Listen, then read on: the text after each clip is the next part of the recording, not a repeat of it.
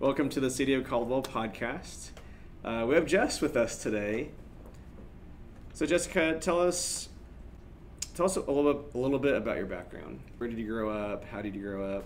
So I was born in Boise, Idaho, but I was raised in Nampa, and just recently moved to Caldwell in March. So new resident here, but just my family has been here since maybe 1991. So And I know you have a much younger sister. Yeah. And you also have a fur baby at home, I think, right? Yes. So can you tell us a little bit about that? Yeah. Yeah, so I am a twin, which is awesome. And my fur baby, his name is Happy, he's actually one of the drawings that's here at top. I couldn't tell you the breed, but kind of like a Maltese, and it's my son. Is he named after the seventh heaven, Happy, or? No, he was just... Originally, he was going to be Appa, Avatar, The Last Airbender, but we ended up going with Happy. Okay. I'm sure Happy's appreciative of that name. Oh, yeah. So tell us, how did you get into art in general? I know you used to draw some stuff for the library, but here you're displaying some shoe art, but I see a lot of the digital art that you have here, but also on your Instagram page, right? Yeah, so I've gotten into digital art in the last few years, but I think I still go back to just pencil and paper. That's what I enjoy doing the most. So I got into drawing when I was very young, because I would always just go up to my mom and have her draw something for me, and she would always just draw Mickey Mouse, and so I was obsessed with the Mickey Mouse that she would draw for me. And eventually I was like, okay, I'm getting annoying, so I just started practicing doing it myself. And yeah, I just never stopped from there. But I didn't take it seriously until I got to high school. We had a project in English class freshman year, and my teacher at the time, he was like, well, why don't you get into the art classes? So then from there, I just started doing more of that, because I got into art class, and I had a really great teacher. His name's Mr. Lewis, which I don't know if he's still there, but he was in Nampa High. And he just told me to start taking it seriously, and then just from there, just kept going. Yeah. So what steps did you take? Because I'm not an artist. Yeah. But you're skilled. What did you start with? What were you drawing a lot of? Were you doing the same thing over and over? Where did this inspiration come from? Like I said, it was for some reason Mickey Mouse at the beginning. Okay, yeah. But then if we would watch cartoons, my sister and I would be watching cartoons all the time, I would get obsessed with that character, and I'd be like, okay, maybe I can draw it. It got to a point where I would be asking my parents to buy me drawing books, because I wanted to learn how to draw more professionally. But yeah, it was just that, and we had just cartoon books, I guess, and I would just copy how the character looks. So I think a lot of people give people grief for copying a drawing or just tracing it, but that's just how you get used to doing it at first. And yeah, like I said, it was just pencil and paper, and then eventually I was fortunate enough to get a tablet, and that's how I got into digital art. But yeah, it was just... What cartoons were you drawing when you were younger and getting into art? Funny enough, it was Tom and Jerry. Yeah. Tom and Jerry, and anything that was on Cartoon Network. That was what I was obsessed with. Then eventually, Appa, I mentioned Appa, so Avatar: The Last Airbender. That was the thing that I enjoyed. So I would draw those characters. And so tell us about so you have a couple consistent characters throughout some of these drawings here. So can you tell us about your characters that you created?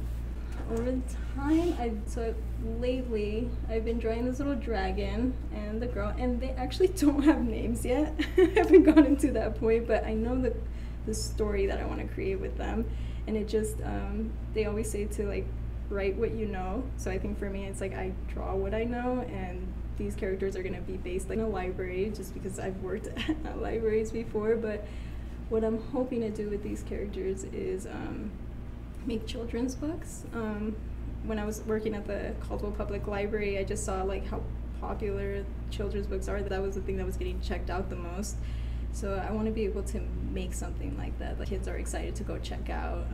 So that's those little characters, and then I don't know, you'll see a lot of my drawings have humor to it, which is funny to me, but I guess it's subjective. But I try to like make people smile with my art, which. Well, I see a lot of yourself in some of these pictures. Some of these, right? Isn't there? Is there? Maybe I didn't Oh, give you one of those. I think on your Instagram. I'll go with that one. on your Instagram though, there's pictures of you eating and. Oh yeah. You know, you doing other things as well. It's like a self-portrait. Actually, one of the artists that influenced me the most, and just because of her story and like her resilience, was Frida Kahlo. Mm-hmm. Obviously, I don't draw anything or paint like she did, but you always kind of want to like put something of yourself in your drawings, and I think that's what makes a good drawing or something original great. But yeah, so for me, like if you look at the drawings on my Instagram, it'll be a lot of like me eating my favorite food or something, and it doesn't have much of a tragic. Speaking of food, so we're in City Hall, so a lot of our I work here. I hear a lot of the coworkers talk about the kitchen one over here with a lot of the foods, especially like looks like the Mexican foods and stuff like the agua frescas and stuff like that. So can you tell us more about what inspired you to do the kitchen kind of scene with the abuelita in there? Oh yeah. Well, I'm Mexican American, proudly so. To me, when I think of Mexico, I just think of the food and the women that are out there selling food, and of course the men. But to me, that's kind of home, and it makes me feel proud of my culture and what we do. So when I was drawing that, I was just getting hungry. Yeah.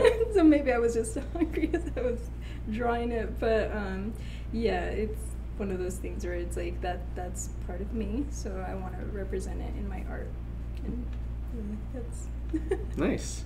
Tell us, was there anything else that you wanted to share about like your kind of art, or maybe even, I know something unique about some of your art too is you do shoes as well. I did see some of the art that you did at the library. I love Snoopy. I saw Snoopy a lot, but there's other things that you just did by hand with Expo marker and stuff like that. So tell us like the different mediums that you use, the different things that you do, maybe the ones that you actually prefer more, over others.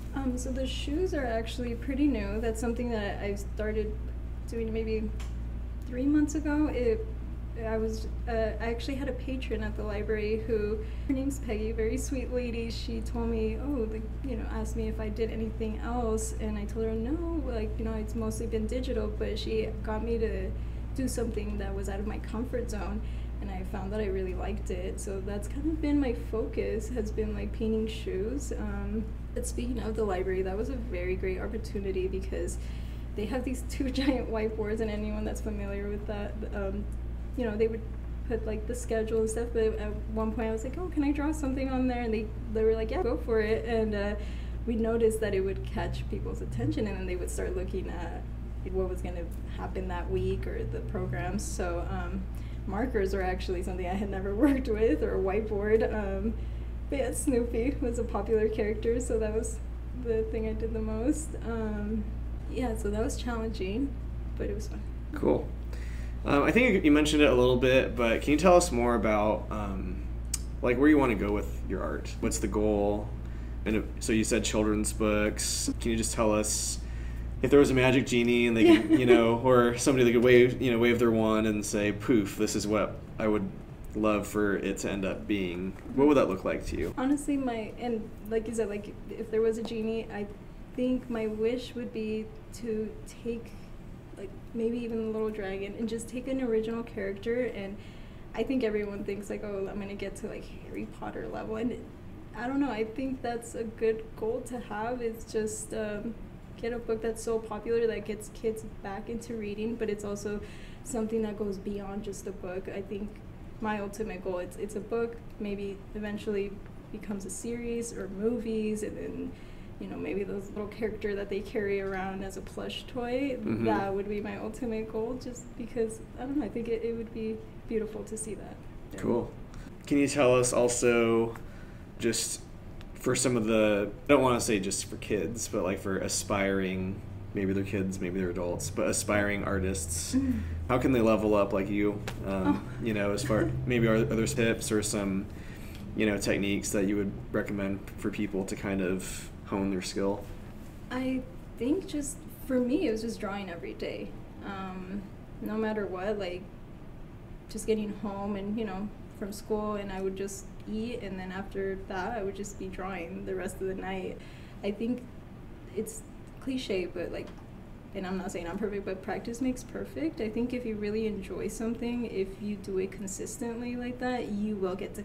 And I look at drawings that I did like 2 years ago and compare them to what I'm doing now, and I'm like, okay, there's still improvement. I'm 28 years old now, and you would think at some point you would stop, getting better, but I think just keep going at it. And I was lucky enough to have like a really good support system with my parents and my sisters, and at school with my teachers, but it's also words of encouragement. Like, to me, if somebody is like an artist is surrounded by people that tell them like keep going, and you might look at the drawing of like a 7-year-old and say like, oh, okay, yeah, that's cute, but like if you tell them like that's amazing, I think those words of encouragement really matter. So yeah, good support system. Yeah, very good.